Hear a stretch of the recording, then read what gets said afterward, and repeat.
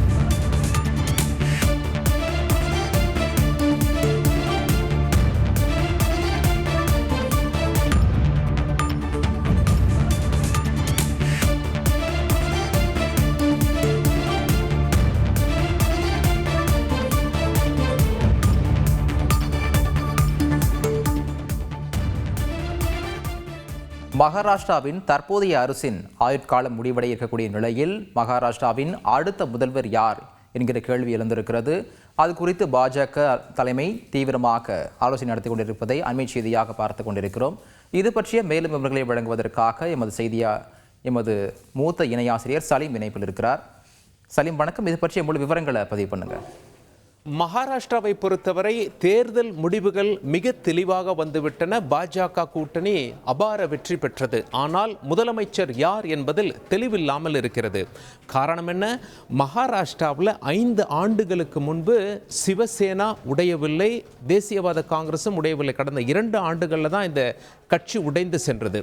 அப்பொழுது பாஜகவும் சிவசேனாவும் உத்தவ் தாக்கரே தலைமையில் ஒன்றாக இணைந்துதான் தேர்தலை சந்தித்தார்கள். அப்பொழுதும் இதே பிரச்சனை தான் வந்து போச்சு. முதலமைச்சர் யாராக இருப்பாங்க, எத்தனை வருஷம் யாருக்கு முதலமைச்சர், உத்தவ் தாக்கரேக்கு முதலமைச்சர் கிடைக்குமா கிடைக்காதா என்ற இதே பிரச்சனையில் தான் 5 ஆண்டுகளுக்கு முன்பு பாஜகவும் சிவசேனாவும் பிரிந்தது. அதே பிரச்சனை தான் இப்போ மீண்டும் வந்திருக்கிறது.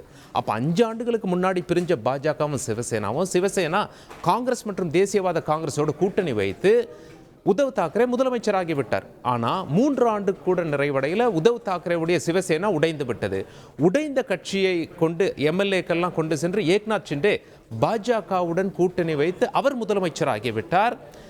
ஏற்கனவே மகாராஷ்டிராவில் முதலமைச்சர் பதவி வகித்த ஃபட்னவிஸ் துணை முதலமைச்சராக ஒப்புக்கொண்டார். ஆச்சரியமாக பார்க்கப்பட்டது. எப்படி முதலமைச்சராக இருந்தவர் துணை முதலமைச்சரானாலும் பரவாயில்ல என்று ஒப்புக்கொண்டார் என்றெல்லாம் பேசப்பட்டது. ஏக்நாத் ஷிண்டே முதலமைச்சராக இன்று வரை தொடர்கிறார். பிறகுதான் அஜித் பவாரும் தேசியவாத காங்கிரஸ் கட்சியை உடைத்து கொண்டு பாஜகவோடு கூட்டணி வைத்து அவரும் துணை முதலமைச்சர் ஆகிவிட்டார். இப்படியாக கட்சிகள் உடைந்து மகாராஷ்டிராவில் பரபரப்பாக காணப்பட்டது. ஏக்நாத் ஷிண்டே முதலமைச்சராக இருக்கும் அதே நேரத்தில் பாஜக, சிவசேனா, தேசியவாத காங்கிரஸ் எல்லாம் தேர்தலை சந்தித்தார்கள். மக்கள் பாஜக கூட்டணிக்கு பிரம்மாண்ட வெற்றியை பரிசளித்தார்கள். இப்போ கேள்வி என்ன அப்படின்னா, ஏக்நாத் ஷிண்டேக்கு என்ன பிரச்சனை என்று பார்க்கும் பொழுது அவர் என்ன சொல்கிறார் என்று கட்சி வட்டாரங்கள் சொல்கின்றன. ஏற்கனவே முதலமைச்சராக இருந்த நான் இவ்வளவு பெரிய பிரம்மாண்ட வெற்றி நம் கூட்டணி பெற்றிருந்தும் எனக்கு என்ன லாபம்? என்னை துணை அமைச்சராக பதவி அமர்த்த பார்க்கிறீர்களே, நான் முதலமைச்சராக பணி செய்தவன் இல்லையா? ஏற்கனவே கட்சியை உடைத்து கொண்டு இங்கே வந்திருக்கிறேன், எம்எல்ஏவை கூட்டிக் கொண்டு.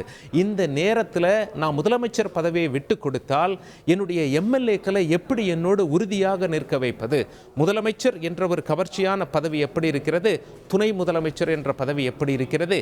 என்னையே முதலமைச்சராக நீங்கள் நியமிக்க வேண்டாமா என்ற வகையில் பேசப்பட்டதாக மகாராஷ்டிராவில் கட்சியினர் தகவலை ஊடகத்திற்கு தெரிவித்த வண்ணம் இருக்கிறார்கள். இருந்தாலும் பாஜக அவருடைய கோரிக்கையை செவியேற்றது. ஆனால் முழுமையாக அதை அப்ரூவ் செய்யவில்லை. காரணம் என்ன அப்படின்னா, கூட்டணி கட்சிகளிலேயே வெற்றி முகத்தில் இருக்கக்கூடிய கூட்டணி கட்சிகளிலேயே பாஜக தான் நம்பர் 1 கட்சியாக இருக்கிறது. மிகப்பெரிய பலத்தில் ஆட்சி அமைக்கவிருக்கிறது பாஜக கூட்டணி. பாஜகவை பொறுத்தவரை ஏக்நாத் ஷிண்டேவுடைய ஆதரவு இல்லை என்றாலும் அவரை கழட்டி விட்டாலும் அஜித் பவாரின் துணையோடு ஆட்சி செய்து விடலாம். அந்த அளவில் எம்எல்ஏவின் எண்ணிக்கை இருக்கும் காரணத்தினால் எதற்காக ஏக்நாத் ஷிண்டேவை முதலமைச்சராக அமர வைக்க வேண்டும், நம்மை சேர்ந்தவரே முதலமைச்சராக இருக்கலாமே என்று பாஜக அங்கே ஒரு கணக்கு போட்டது. அந்த அடிப்படையில் ஏற்கனவே முதலமைச்சராக இருந்த பாஜகவின் வெற்றிக்கு வியூகத்தை வகுத்து தந்த தேவேந்திர ஃபட்னவிஸ் தான் சரியான நபர். அவருக்கு மீண்டும் முதலமைச்சர் பதவியை பரிசீலிக்கலாம். காரணம் என்ன அப்படின்னா, ஒரு பிரச்சனை என்று வரும்பொழுது பாஜக ஆட்சியில் இருக்க வேண்டும் என்ற நிலை வரும்பொழுது துணை முதலமைச்சராக கூட இருக்க தயாராக இருந்தவர் தான் தேவேந்திர ஃபட்னவிஸ். அவரை ஏன் முதலமைச்சராக்க கூடாது என்று பாஜக அவரையே நிறுத்துகிறது. ஆனால் ஒரு பக்கம் ஏக்நாத் ஷிண்டே பிடிகொடுக்காமல் நான் தான் முதலமைச்சராக வேண்டும் என்று அங்கே கோரிக்கை வைத்து வந்ததால் இழுபறி நீடிக்கிறது. நீங்க உடனே யோசிக்கலாம், அஜித் பவார் என்ன ஆனார் என்று.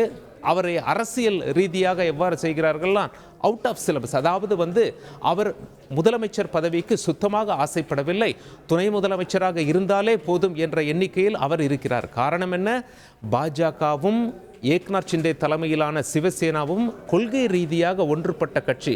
ஆனால் தேசியவாத காங்கிரஸ் என்பது காங்கிரசிடமிருந்து பிரிந்து வந்த கட்சி.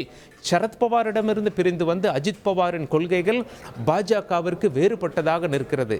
எங்கே சிவசேனாவும் பாஜகவும் உறுதியாக ஒன்றுபட்டு நம்மை கூட்டணியிலிருந்து கழட்டி விட்டு விடுவார்களோ என்ற அச்சம் நிச்சயமாக அஜித் பவார் தலைமையிலான தேசியவாத காங்கிரஸ் கட்சிக்கு இருக்கும் என்று அரசியல் வட்டாரங்களில் பரபரப்பாக பேசப்படுகிறது. எனவே அஜித் பவார் துணை முதலமைச்சரும் சில அமைச்சர் பதவிகளும் இருந்தால் போதும், அதிலேயே திருப்தி அடைந்து விடுவார் என்று அரசியல் வட்டாரங்களில் பேசப்படுகிறது. ஏக்நாத் ஷிண்டேவா தேவேந்திர ஃபட்னவிஸா என்ற கேள்வி எழுந்து வந்தது. பாஜக சிவசேனாலாம் அமர்ந்து பேசினார்கள். ஆனால் இன்னும் சற்று நேரத்தில் ஏக்நாத் ஷிண்டேவும் சரி, தேவேந்திர ஃபட்னவிஸும் சரி, மத்திய உள்துறை அமைச்சர் அமித்ஷா அவர்களை சந்திப்பதற்காக டெல்லி சென்றிருப்பதாக சொல்லப்படுகிறது. ஆனால் அதிகாரப்பூர்வமாக இல்லை, அவங்க தனிப்பட்ட விவகாரத்திற்கு டெல்லி சென்றிருக்கிறார்கள் என்று கூறியிருந்தாலும் நிச்சயமாக அமித்ஷா அவர்களையும் பாஜக தேசிய தலைவர் நட்டா அவர்களையும் சந்திப்பார்கள். இன்று இரவே அறிவிப்பு வெளியாக கூட வாய்ப்பு இருக்கிறது. மகாராஷ்டிராவில் யார் அடுத்த முதலமைச்சராக பதவியேற்பார்கள் என்று சொல்லப்படுகிறது. கடைசியாக ஒரு பாயிண்ட் சொல்லணும் அப்படின்னா, மகாராஷ்டிராவை பொறுத்தவரை அரசின் ஆயுட்காலம் என்பது நாளையுடன் முடிவடைகிறது. அரசியல் வல்லுநர்கள்லாம் என்ன சொல்றாங்க, எந்த ஒரு அரசின் ஆயுட்காலம் முடிவடைந்தாலும் மறுநாளே குடியரசுத் தலைவர் ஆட்சி அமல் ஆகலாம். ஆனால் மகாராஷ்டிராவை பொறுத்தவரை முடிவுகள்லாம் மிக தெளிவாக இருக்கும் காரணத்தினால் அங்கே எந்த சட்ட சிக்கலும் கிடையாது, எந்த குழப்பமும் கிடையாது. ஒருவேளை 26ஆம் தேதி யாரும் முதலமைச்சராக பதவியேற்கவில்லை ஆகின் ஒருவேளை குடியரசுத் தலைவர் ஆட்சி கூட அமல்படுத்தப்படலாம். அதன் பிறகு முதலமைச்சர் யார் என்று முடிவு செய்யப்பட்ட பிறகு சம்பந்தப்பட்ட முதலமைச்சர் பதவியேற்றுக் கொண்டு அமைச்சர்களுக்கெல்லாம் பதவி பிரமாணம் செய்து வைக்கப்படும். இதனால் எந்த சிக்கலும் கிடையாது. குடியரசுத் தலைவர் ஆட்சியே அமல் செய்யப்பட்டாலும் கூட புதிய முதலமைச்சர் புதிய அரசு பதவியேற்பதில் எந்த சிக்கலும் இருக்காது. காரணம், முடிவுகளில் இழுபறி கிடையாது. மிக தெளிவாக மக்கள் ஒரு அபார வெற்றியை பாஜக கூட்டணிக்கு பரிசளித்திருக்கிறார்கள். எனினும் 26ஆம் தேதியோடு நாளையோடு அரசின் பதவிக்காலம் முடிவதால் நாளையே முதலமைச்சர் பதவியேற்பாரா அல்லது முதலமைச்சர் இன்னார் என்று அறிவிப்பு மட்டும் வெளியாகிவிட்டு 26ஆம் தேதிக்கு மேல் அவர் பதவியேற்க வாய்ப்புள்ளதா என்பதை உற்று பார்க்க வேண்டியிருக்கும். மத்திய உள்துறை அமைச்சர் அமித்ஷா உடனான ஃபட்னவிஸ் மற்றும் ஏக்நாத் ஷிண்டேவின் சந்திப்பு இதை உறுதி செய்யும் என்று சொல்லப்படுகிறது. நன்றி சலீம், கூடுதல் விவரங்களை வழங்கியதற்கு.